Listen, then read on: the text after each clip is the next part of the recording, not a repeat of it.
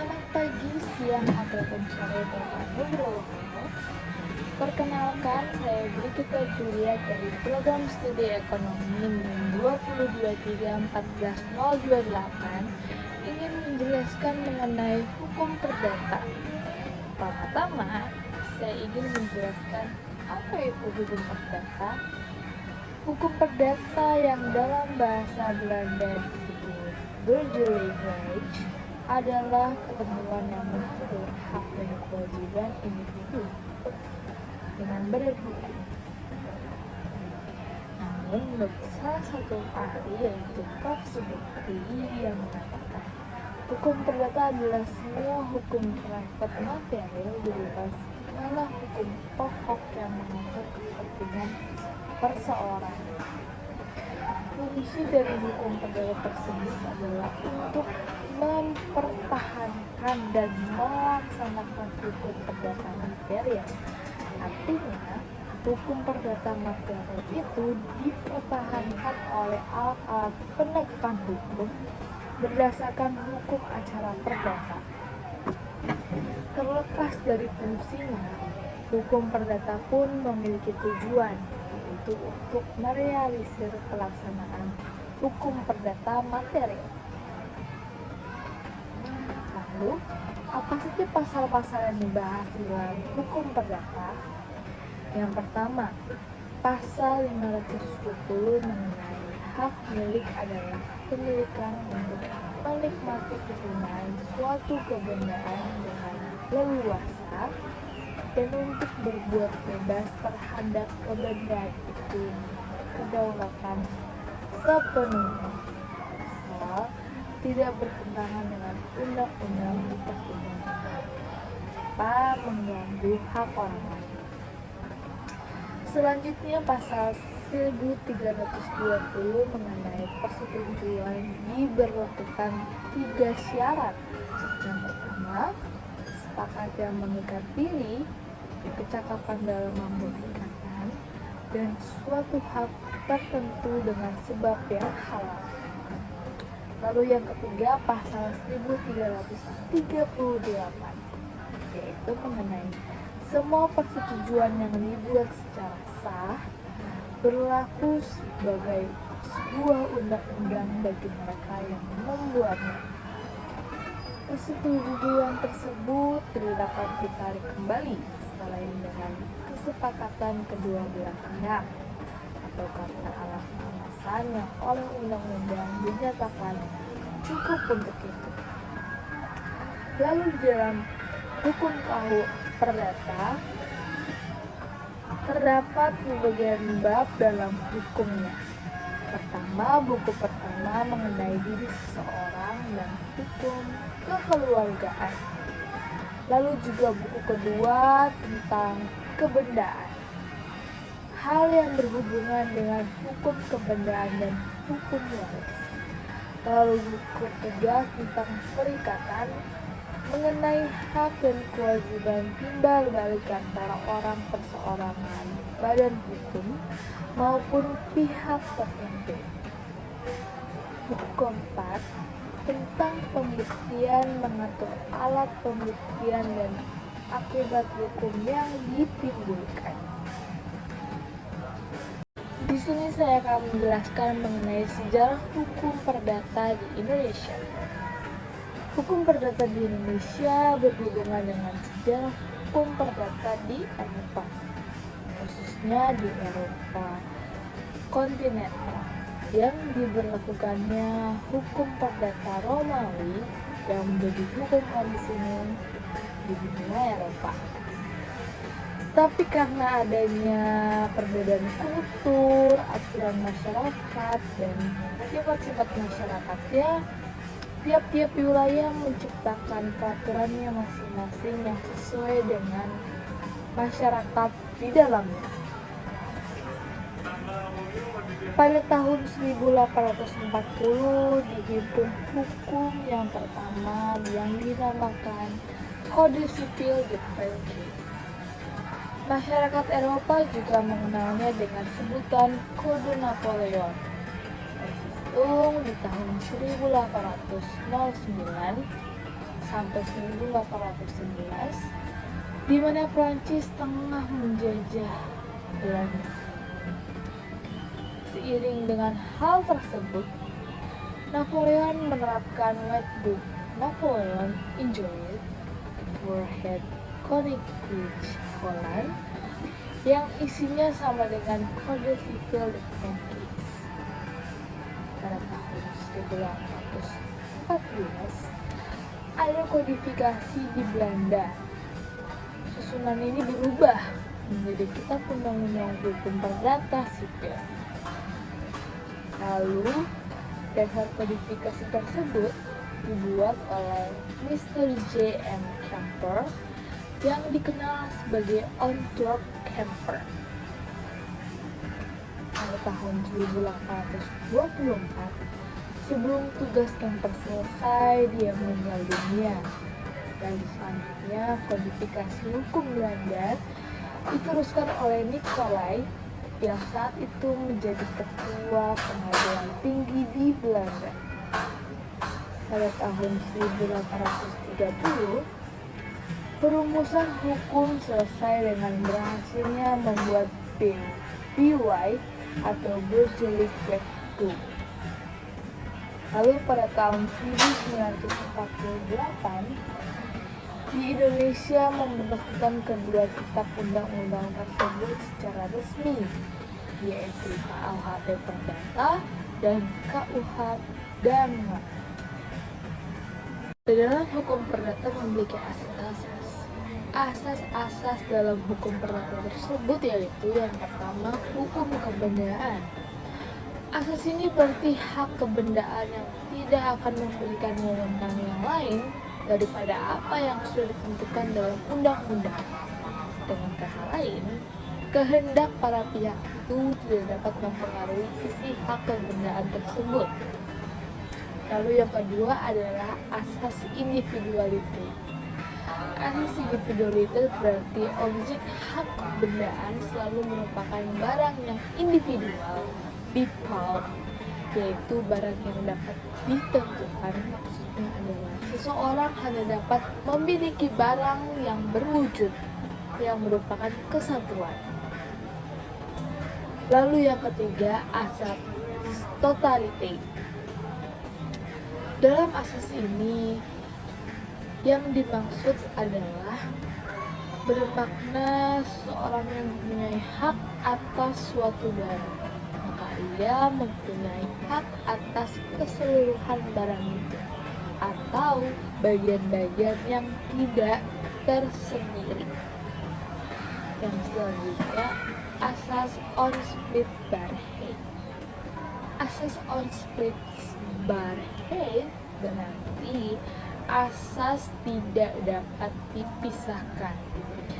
Asas ini menentukan bahwa pemisahan dari Zapkelichkerechten tidak diperkenankan, tetapi pemilik dapat membebani hak miliknya dengan iuran inriari yang bermakna seperti melepaskan sebagian dari wewenang. Lalu yang ketiga, asas Farnese. Asas Farnese artinya adalah percampuran, yaitu seseorang tidak akan untuk kepentingan sendiri memperoleh hak gadai atau hak memungut hasil atas barang miliknya sendiri. Lalu yang keempat, asas publicative. Asas publicative artinya adalah hal pembebanan tanggungan atas benda tidak bergerak atau hipotek, maka harus didaftarkan di dalam register umum atau sekarang hak pertanggungan atas tanah. Lalu yang kelima, asas speciality. Asas speciality berarti hipotek hanya dapat diadakan atas benda-benda yang ditunjuk secara khusus, letaknya, luasnya, dan batas-batasannya. Lalu yang keenam ada asas resiprositas. Asas ini berarti seorang anak wajib menghormati orang tuanya serta tuntut atau tunduk kepada mereka. Dan orang tua wajib memelihara dan membesarkan anak-anaknya yang belum dewasa sesuai dengan kemampuan masing-masing, yaitu ada di pasal 289 BW. Lalu yang ke-7, asas kebebasan berkontrak. Asas kebebasan berkontrak sendiri sering juga disebut freedom of contract atau Beginsel contract Vierheid adalah para pihak-pihak yang berhak secara bebas membuat kontrak dan mengatur sendiri isinya sepanjang memenuhi ketentuan yang berlaku. Lalu juga setelah itu ada asas Pacta Sunt Servanda.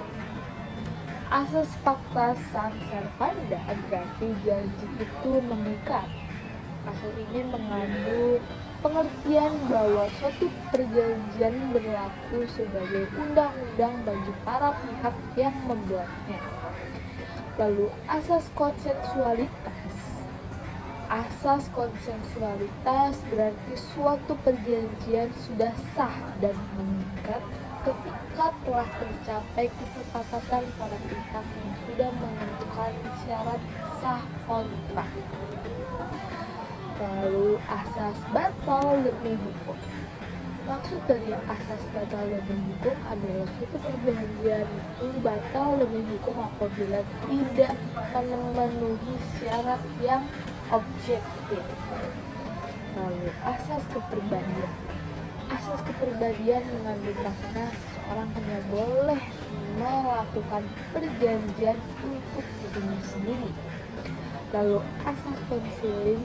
Asas konseling adalah suatu asas yang menyatakan bahwa perjanjian yang tidak memenuhi syarat subjektif dapat dimintakan pembatalannya. Lalu asas aksio Pauli atau asas aksio Paulian.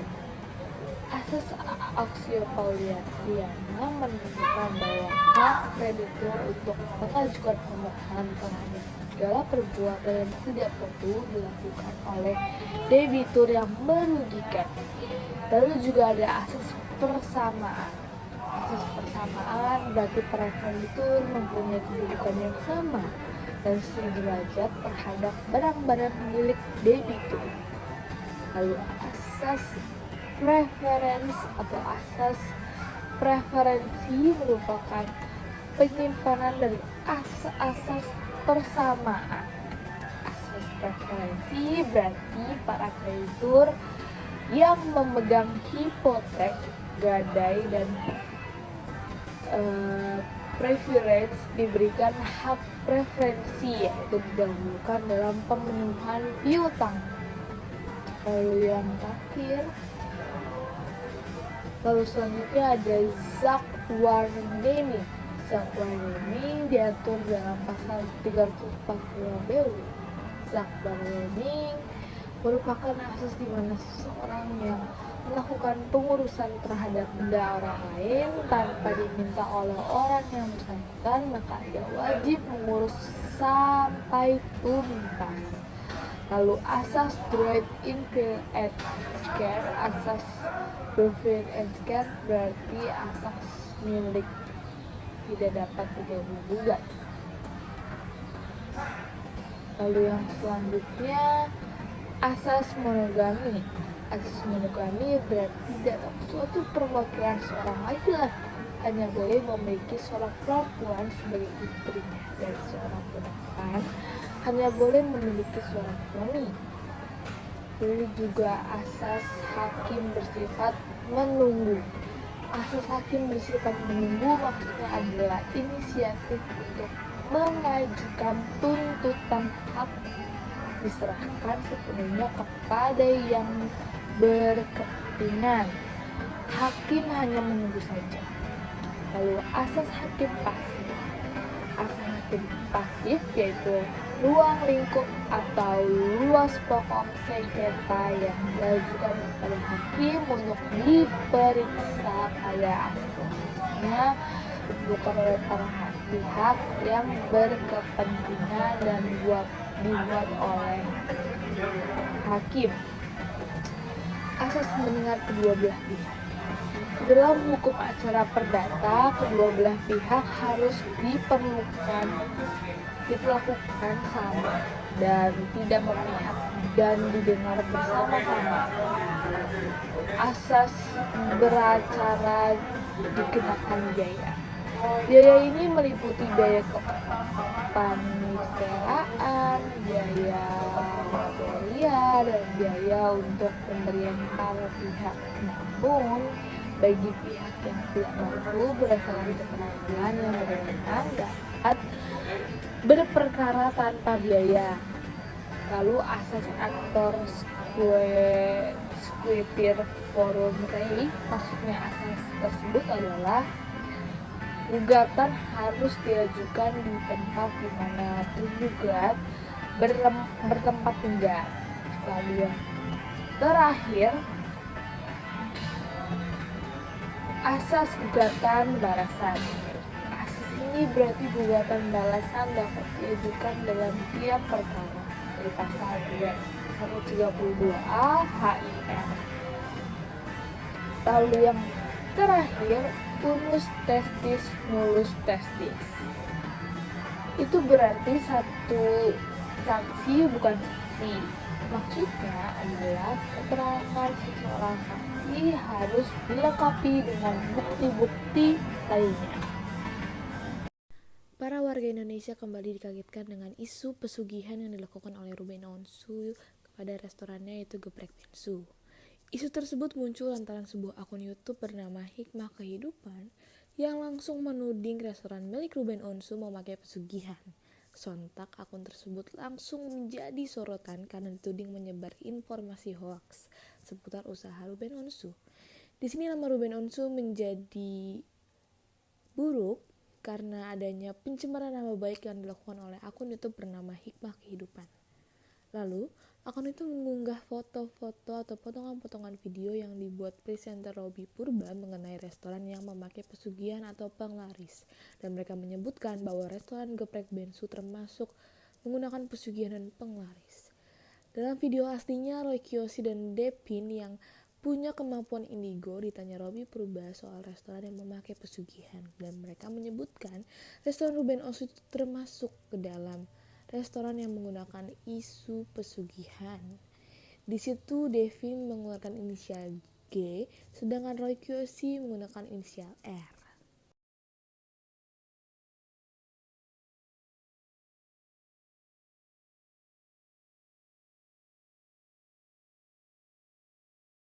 Kasus kedua yaitu mengenai Bams X Samson pertahankan hak asuh anak dari Mikvati Wijaya.